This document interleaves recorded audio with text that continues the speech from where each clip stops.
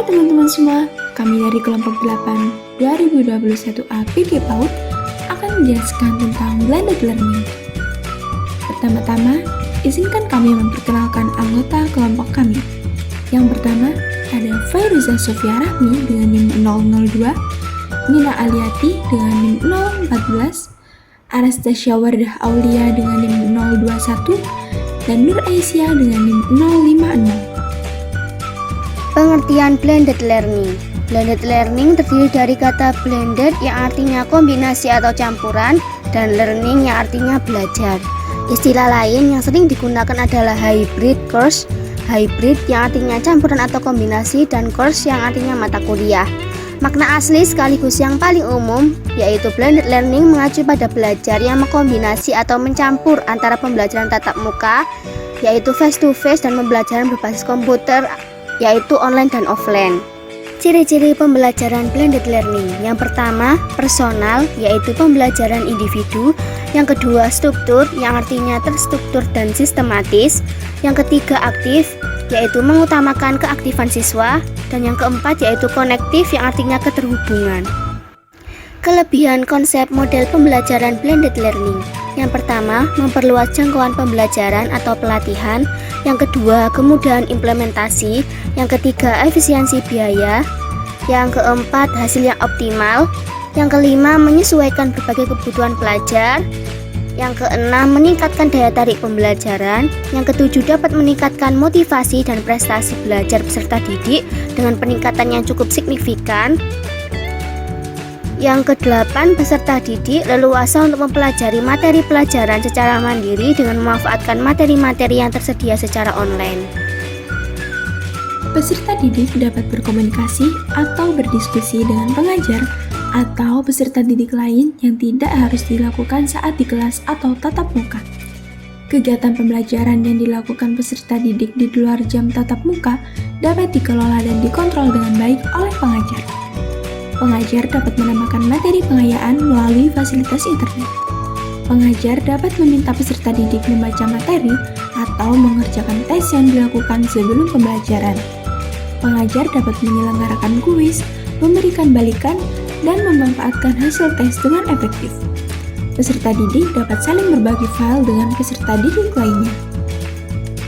Lalu kekurangan konsep model pembelajaran blended learning adalah media yang dibutuhkan sangat beragam, sehingga sulit diterapkan apabila sarana dan prasarana tidak mendukung.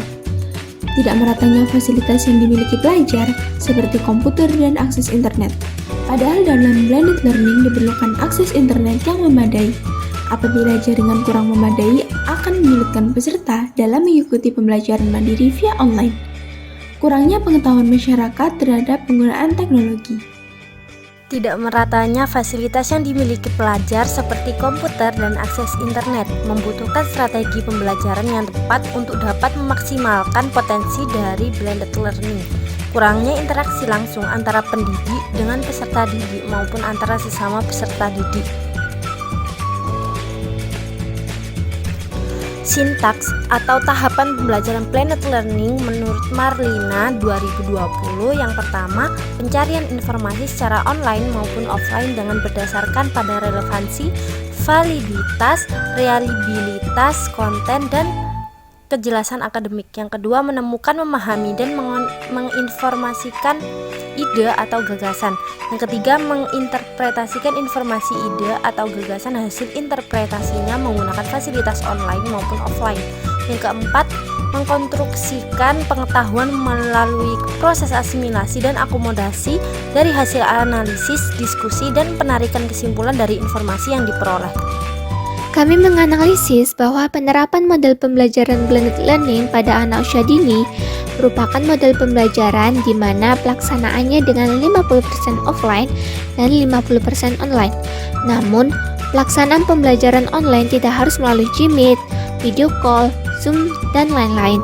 Akan tetapi, pembelajaran yang dilakukan dapat menggunakan gawai, yaitu laptop, iPad, handphone, bahkan televisi atau proyektor.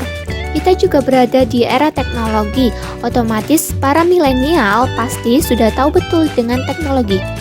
Teknologi tersebut bisa dimanfaatkan di pembelajaran kelas, misalnya Guru mengajak anak-anak untuk bernyanyi dan menari bersama dengan melihat tayangan video di televisi atau layar proyektor untuk menstimulasi perkembangan anak. Setelah kegiatan tersebut, guru juga bisa menggunakan LKA atau kegiatan-kegiatan seperti melipat, bermain bola, puzzle, dan sebagainya sebagai 50% offline.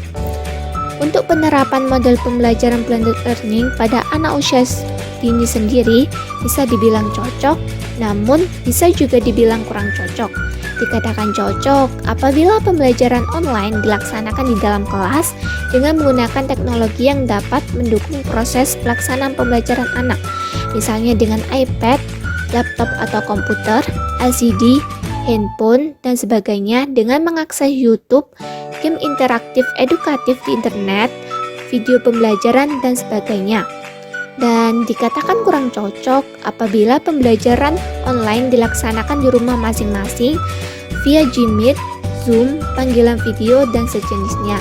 Karena di rumah, anak pasti terdapat banyak hal yang dapat mengalihkan perhatian mereka, sehingga anak tidak akan dapat berkonsentrasi saat proses pembelajaran berlangsung. Sekian penjelasan dari kelompok kami, semoga bermanfaat untuk teman-teman semua. Terima kasih, sampai jumpa lagi.